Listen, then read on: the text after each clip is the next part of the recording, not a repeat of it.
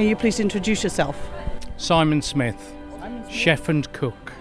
This man over here needs no introduction, but I have to say he's changed my career enormously. Until I met Rowley, I used to have one. And I'm Rowley Rotherham. I'm not a chef or a cook. We've actually put on a historical cookery demonstration with recipes dating from ancient Egypt up to the 19th century. So everything that you cooked was historically correct? No. No. And the thing is that a pigeon 4,000 years ago is pretty much the same as a pigeon today, but older.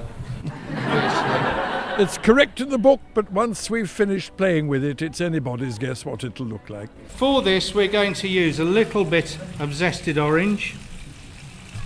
It's not in the recipe, but just because I've got some, let me explain. We start with a historical recipe, but I like to show that people shouldn't exactly follow a recipe. It has to be a passion, it has to be an art. As a matter of fact, if any of you do get stuck looking for ingredients, what's the thing that every good chef does?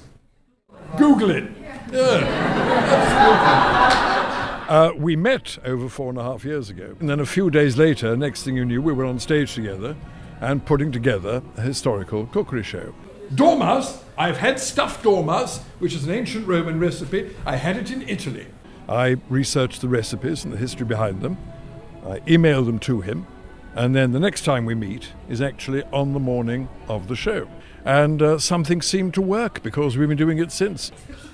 So we wrap this chicken breast up in a pancake, and we're just going to pour that over our...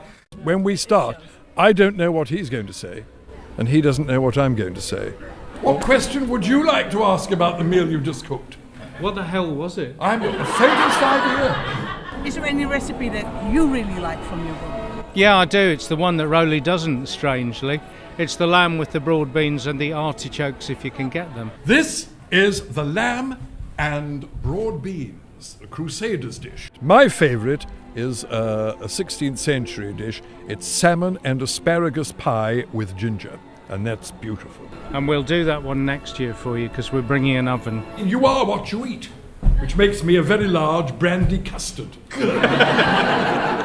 I loved it. Yeah, it is certainly my first fantasy fair. It's been incredible. Our sole intent is to make food and have some fun, because we think that if we're having fun, then hopefully the audience is as well.